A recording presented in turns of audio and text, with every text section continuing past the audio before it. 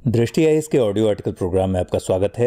आज का audio article the Indian Express में प्रकाशित लेख न्यू इंडिया, द पायोनियर में प्रकाशित US hails Modi's new India vision तथा द टाइम्स ऑफ इंडिया में छपे लेख मोदी इन यूरोप और a charter for liberal Indians लेखों के सम्मिलित सारांश पर आधारित है। इसमें टीम दृष्टि के इनपुट भी शामिल हैं। यह ऑडियो आर्टिकल सामान्य अध्ययन प्रश्न पत्र 2 के शासन खंड से संबंधित है तथा यह निबंध लिखने में भी सहायक साबित होगा। तो आइए लेख की शुरुआत करते हैं। विजन न्यू इंडिया, एक वैचारिक विश्लेषण। विगत दिनों भारतीय प्रधानमंत्री ने यूरोप यात्रा के दौरान लगभग सभी देशों में विजन न्यू इंडिया कॉन्सेप्ट को पेश किया। हाल में ही अमेरिकी राष्ट्रपति के प्रेस सलाहकार ने कहा कि भारतीय प्रधानमंत्री के न्यू इंडिया विजन के कारण अमेरिका में जॉब क्रिएशन में मदद मिलेगी। भारत में भी वर्तमान सरकार ने कई मौकों पर, खासकर नीति आयोग की बैठक में, नए भारत का सपना पेश किया है। कहने का मतलब यह कि देश से लेकर विदेश तक न्यू इंडिया कॉन्सेप्ट चर्चा में है। सत्ता के गलियारों से लेकर जनता की कतारों तक इन दिनों न्यू इंडिया का विचार हिलोरे खा रहा है। तो प्रश्न उठता है कि आखिर यह न्यू इंडिया क्या है?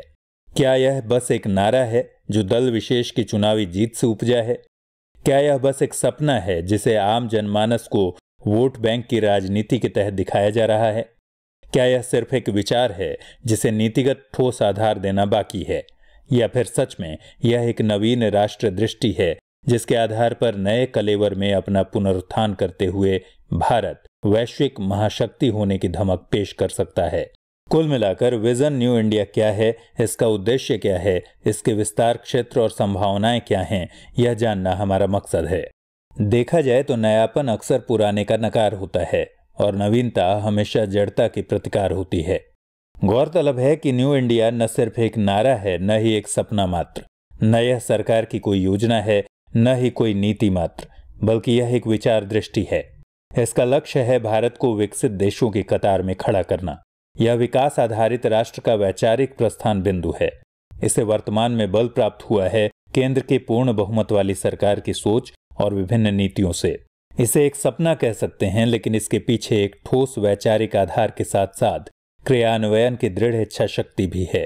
इस तरह न्यू इंडिया देश के लिए एक बेहतर भविष्य की चाहत है जिसे सरकार द्वारा चर्चा में लाकर एक सैद्धांतिकी विकसित करने का प्रयास किया जा रहा है। दरअसल न्यू इंडिया नए भारत के उभरने की एक तस्वीर बयां करता है जिसका मुख्य एजेंडा है विकास। विकास भी सिर्फ आर्थिक नहीं बल्कि सामाजिक, वैश्विक और उन समस्त क्षेत्रों में विकास जिनमें अभी तक भारत पिछड़ा हुआ है।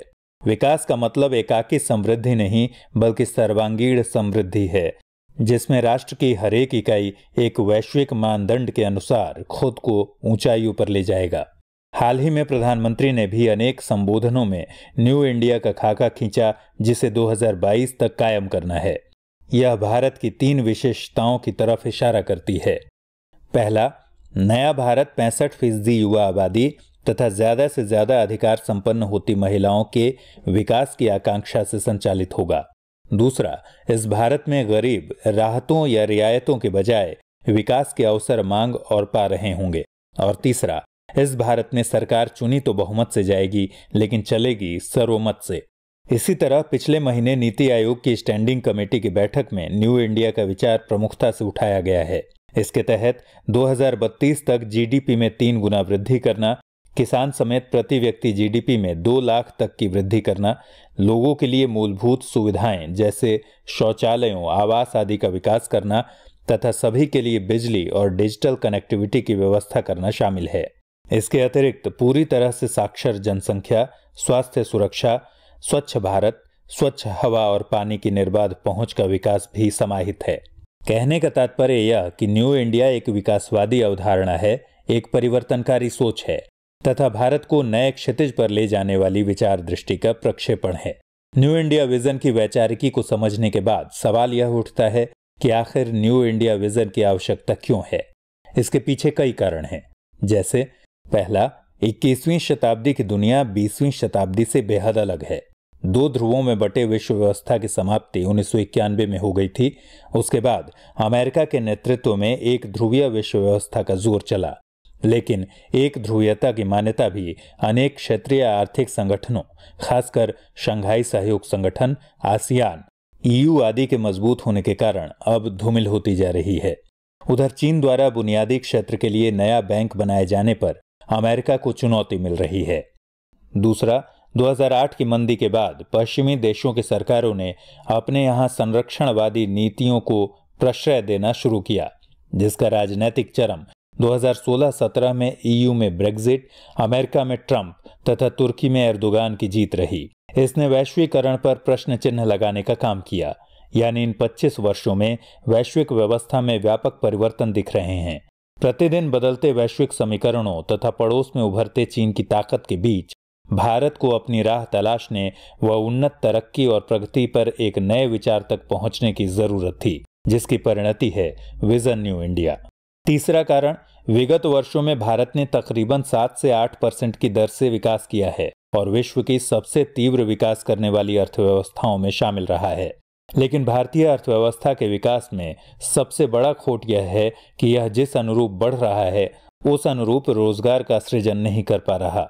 इसलिए रोजगार विहीन समृद्धि के बढ़ते स्तर से निपटने के लिए एक नए विचार की आवश्यकता है, जिसका परिणाम है विजन न्यू इंडिया। चौथा कारण, 2015 में विश्व आर्थिक सूचकांक में भारत को दुनिया की 3 प्रोस्पेक्टिव होस्ट इकोनॉमी के रूप में आंका गया। वर्ल्ड इकोनॉमिक फोरम के प्रतिस्पर्धा सूचकांक में भारत का स्थान 32 अंक ऊपर उठा है। आज भारत दुनिया का 6ठा सबसे बड़ा विनिर्माता देश बन चुका है। बावजूद इसके सार्वजनिक स्वास्थ्य, शिक्षा, आवास, भोजन और पानी जैसे मामलों में हम दुनिया के अधिकांश पिछड़े देशों से भी पीछे हैं। हाल में ही जारी मानव विकास रिपोर्ट 2016 में भारत एक स्थान नीचे खिसककर 131वें नंबर पर पहुंच गया है। लैंगिक समानता सूचकांक में भी भारत 125वें स्थान पर है। साथ ही बहुआयामी गरीबी सूचकांक के अनुसार भारत की जनसंख्या का लगभग 22% हिस्सा वंचना का शिकार है। अगर शिक्षा की बात करें तो भारत अभी तक पूर्ण रूप से साक्षर नहीं हो पाया है। ऊपर से भ्रष्टाचार यहाँ चरम पर है। ये सारे आंकड़े साबित करते हैं कि भारत को अभी proactive governance and timely implementation जैसी नवीन विचार दृष्टि की आवश्यकता है, जिसका नाम है विजन न्यू इंडिया। अगर हम बात करें न्यू इंडिया विजन हेतु किए जा रहे सरकारी प्रयासों की, तो बीते 3 सालों में सरकार ने कुछ साहसी फैसले, कुछ बड़े सुधार किए, जिसके कारण नए भारत के निर्माण की दृष्टि स्पष्ट होती चली गई। योजना आयोग के स्थान पर नीति आयोग का गठन करना न्यू इंडिया विचार की पहली सीढ़ी कही जा सकती है। मोदी सरकार ने 2015 में योजना आयोग की जगह national institute for transforming India यानी नीति आयोग का गठन किया। इसे नेहरूवादी मॉडल की देश से विदाई के रूप में समझा गया। नीति आयोग ट्रांसफॉर्मिंग इंडिया के मकसद वाला थिंक टैंक है, जिसका सरोकार ढांचागत विकास, कृषि, बैंक आदि में सुधार के मद्देनजर बाजार और औद्योगिक गलियारे विकसित करने से जुड़ गया। अभी हाल ही में नीति आयोग की बैठक में पंचवर्षीय योजनाओं को समाप्त कर त्रिवर्षीय कार्य योजना की शुरुआत करने की घोषणा हुई है। यह 7 साल की रणनीति का हिस्सा होगा, जिसे 15 साल की दीर्घावधि वाले दृष्टिपत्र के मसौदे में शामिल किया गया है। स्वास्थ्य, शिक्षा और जल प्रबंधन में राज्यों के प्रदर्शन को मापने के लिए नीति आयोग भी सूचकांक के साथ आया है, ताकि राज्यों को सामाजिक कार्यक्रमों के परिणामों के बारे में जानने, एक दूसरे के साथ प्रतिस्पर्धा करने और सर्वोत्तम प्रथाओं और नवाचारों को अपनाने में मदद मिल सके। एक राष्ट्र एक कर का अधिनियमन दरअसल न्यू इंडिया विजन के अंतर्गत ही किया गया सबसे शानदार कार्य है। जीएसटी सहयोगी संघवाद की अवधारणा से पोषित है। वस्तु एवं सेवा कर यानी जीएसटी कानून को मंजूर किया जाना हमारी संघीय राजनीति और आर्थिक सुधारों के इतिहास की एक जरूरी घटना है। इसे साझी संप्रभुता का पहला उदाहरण कहना गलत नहीं होगा। कारोबारी सुगमता एवं मेक इन इंडिया जैसे अभियानों को तरजीह दिया जाना भी न्यू इंडिया की दिशा में किया जा रहा सार्थक प्रयास प्रतीत होता है। पहले चुनावी दबाव से प्रेरित योजनाएं चलती थीं या नौकरशाही के सख्त ढांचे के अनुरूप योजनाएं चलती थीं, लेकिन अब जनोन्मुखी और राज्यों के साथ लगातार संवाद के अनुरूप योजनाओं की रूपरेखा बनाने का दावा किया जा रहा है। कारोबारी सुगमता में वृद्धि के कारण ही अमेरिका और यूरोप में भी न्यू इंडिया की गूंज सुनाई पड़ रही है। देश को वीवीआईपी संस्कृति से छुटकारा दिलवाने तथा आम जनमानस के मन से सरकारी अधिकारियों का भय खत्म करने के लिए 1 मई 2017 से लाल बत्ती पर प्रतिबंध लगा दिया गया है। सत्ता के विकेंद्रीकरण को मजबूत करने के लिए ग्राम पंचायतों को ऑप्टिकल फाइबर केबल से जोड़ने, पंचायतों के हाथों सीधे पैसे पहुंचाने के साथ उन्हें और अधिक स्वायत्तता देने की बात कही गई है। विदेश नीति के मोर्चे पर भी सरकार ने काफी सक्रियता दिखाते हुए चंद दिन पहले एक सार्क सैटेलाइट को अंतरिक्ष में छोड़ा है। वैदेशिक संबंधों में सरकार प्रोएक्टिव पॉलिसी अपना रही है। इसी का परिणाम है मंगोलिया से संबंध स्थापित करने का प्रयास तथा चीन के ओबोर परियोजना में शामिल न होने का फैसला। प्रोएक्टिव पॉलिसी के कारण ही भारत एससीओ का मेंबर बना है तथा रूस समेत अमेरिका और यूरोप से भी बेहतर संबंध के लिए प्रयासरत है। इसके अलावा कश्मीर समेत आंतरिक सुरक्षा और आतंकवाद के मुद्दे पर भी सरकार अत्यधिक सख्ती से निपटने को आतुर दिखती है ताकि राष्ट्र कहीं से भी कमजोर नजर न आए। सांस्कृतिक रूप से बुद्धा सर्किट कॉन्सेप्ट के जरिए भारत बौद्ध धर्म से जुड़े एशिया के अधिकांश देशों का एक नेटवर्क बनाने की योजना को मूर्त रूप दे रहा है ताकि भारत अपने पुराने सांस्कृतिक विजय के वैभव को प्राप्त कर सके। इस तरह वर्तमान सरकार विकास आधारित इन योजनाओं के बल पर नए भारत का ढांचा तैयार करने की कोशिश में लगी हुई है।